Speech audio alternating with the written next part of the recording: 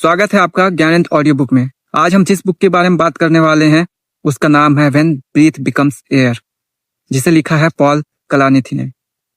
ये बुक एक existential experiment study के बारे में है, जहां एक न्यूरोसर्जन जो पेशेंट के ब्रेन, उनकी कॉन्शियसनेस और लाइफ डेथ की बाउंड्रीज के बीच रहता है, वो अचानक टर्मिनल कैंसर का पेशेंट बन जाता है।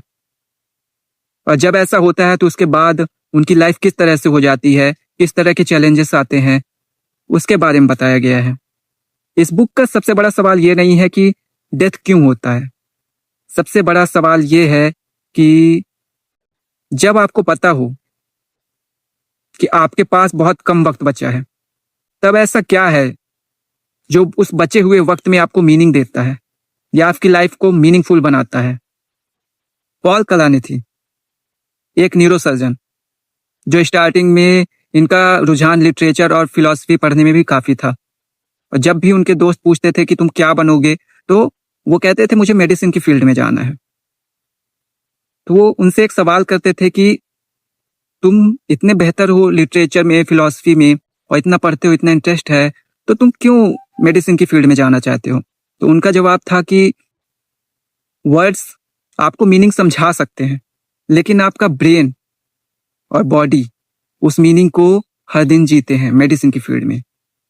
क्यों? क्योंकि मेडिसिन की फील्ड एक ऐसी फील्ड है जहां आप लाइफ या डेथ के बारे में जानते हैं। आप किसी के डेथ को पोस्टपोन करने की कोशिश करते हैं, उसे बचाने की कोशिश करते हैं। और उस मेडिसिन में उनका सबसे इंटरेस्टिंग पार्ट था न्यूरोसर्जन का, न्यूरोसाइंस को एक्सप्लोर करने का। क्यों? क्योंकि वो बहुत कुछ समझना चाहते थे कि लाइफ के बारे में, कि एक इंटरनल कॉन्शियसनेस के लेवल पे क्या क्या चीजें होती है और किस तरीके से होती है। तो जब वो उसे समझने की कोशिश करते हैं, वो मेडिसिन को एज अ कैरियर चूज करते हैं, वहां रोज नए नए पेशेंट्स को देखते हैं, और ये मेडिसिन उनके लिए केवल एक कैरियर नहीं था, उनके लिए उनकी लाइफ का एक मीनिंग था जो उन्हें पर्पस देता था। और सडन तभी उनको ये पता चलता है कि उनका ये कैरियर खतरे में है। किस वजह से? उन्हें पता चलता है कि उन्हें टर्मिनल कैंसर है। सोचिए उनके लिए कितना मुश्किल रहा होगा कि एक डॉक्टर जो व्हाइट कोट पहनता था और डिसीजन लेता था, अचानक से वो खुद पेशेंट बन गया है और बेड पर लेटा हुआ है हॉस्पिटल के, और लोगों के डिसीजन को उसे फॉलो करना पड़ रहा है, सुनना पड़ रहा है। इसको रोल रिवर्सल ट्रॉमा कहा जाता है।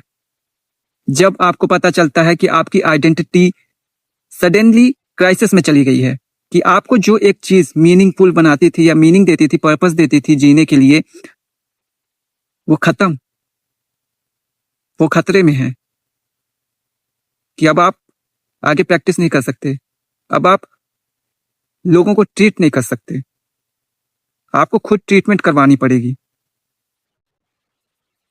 तो ये सिचुएशन ऐसी थी जब उनकी आइडेंटिटी, उनका ब्रेन, उनके वैल्यूज, इन सब की टेस्टिंग होती है कि किस तरह से ये सब क्राइसिस में जाते हैं और वो किस तरह से अपने आप को मैनेज करते हैं, किस तरह से चीजों को देखते हैं।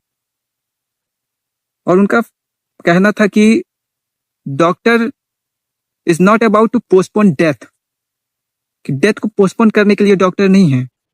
डॉक्टर है अंडरस्टैंड द लाइफ, कि लाइफ को अंडरस्टैंड करना, समझना, उसके लिए डॉक्टर है।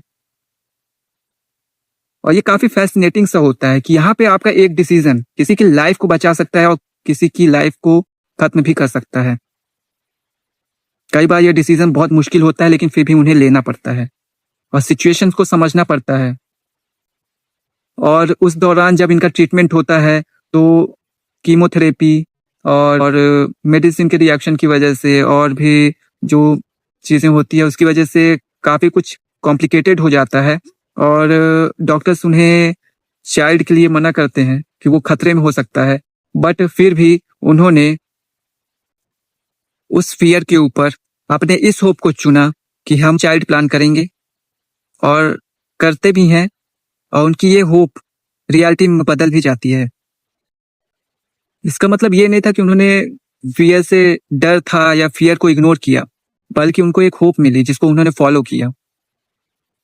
ऐसा ही होता है, जब आपकी मीनिंग, आपकी लाइफ की आइडेंटिटी अचानक खतरे में पड़ जाए तो आपको दूसरी मीनिंग ढूंढनी पड़ती है, जैसा कि पॉल ने किया था। जब इस तरह के आइडेंटिटी क्राइसिस होती है तो लोग दो तरह के डिसीजन लेते हैं। एक, कि वो कुछ नहीं करते, वो एक्सेप्ट कर लेते हैं कि अब तो कुछ बचा ही नहीं है लाइफ में। और एक ये कि अब वो आइडेंटिटी खो गई है, तो जब मैं अब डॉक्टर नहीं हूं, या जब मेरा ये पर्पस खत्म हो चुका है, तो अब आगे क्या, इसके बाद मैं कौन हूं, मेरी आइडेंटिटी क्या है, वो अपने आप को रीइनोवेट करते हैं, री आइडेंटिफाई करते हैं। और ऐसा ही कुछ पॉल ने किया। उन्होंने राइटिंग में अपने आप को आइडेंटिफाई किया, अपने पर्पस को ढूंढा, एक मीनिंगफुल लाइफ ढूंढने की कोशिश की। उस दौरान वो अपने बीवी के साथ वक्त बिताते थे, अपनी फैमिली के साथ, और अपनी राइटिंग को एक्सप्लोर करते थे। इसमें उन्होंने ये भी बताया है कि राइटिंग किस तरह से उन्हें हील करती है, और किस तरह से उन्हें मीनिंगफुल बनाती है, और किस तरह से उनके करियर को भी एक अलग डायरेक्शन देता है, और उनकी एक आइडेंटिटी को, नई आइडेंटिटी को क्रिएट करने में हेल्प करता है। और पॉल ये भी बताते हैं कि love is not about to permanence, it's about to presence.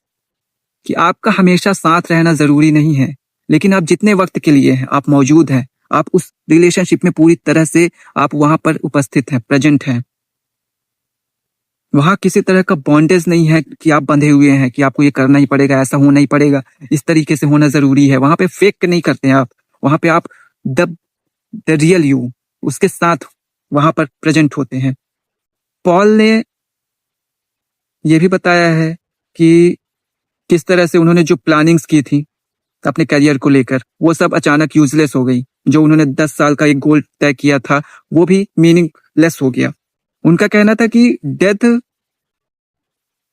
एक रियलिटी है और हमको उसके साथ ही जीना होता है, बट डेथ प्रॉब्लम नहीं होती है। तो अगर आपकी लाइफ मीनिंगफुल है तो बेहतर है, और अगर मीनिंगलेस है तो ये प्रॉब्लमेटिक है, और जितनी जल्दी इन सब चीजों से आप बाहर आ जाएं उतना बेहतर है।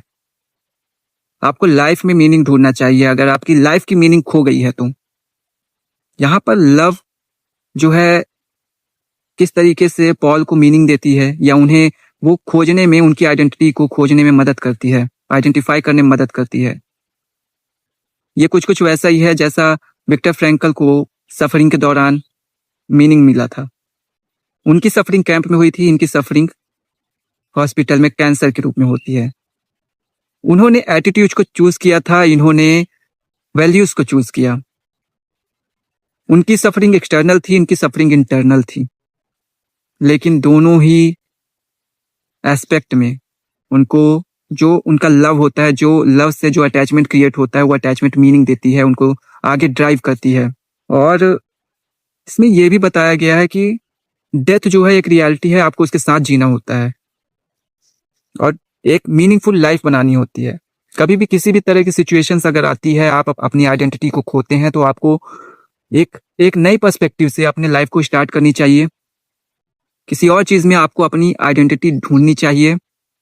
और इस बुक में यह भी बताया है कि किस तरह उन्होंने अपने मैक्रो गोल्स को माइक्रो लेवल पे छोटी छोटी चीजों में डिवाइड कर दिया, और किस तरह उन्होंने राइटिंग में ही अपनी लाइफ के मीनिंग को खोजने की कोशिश की।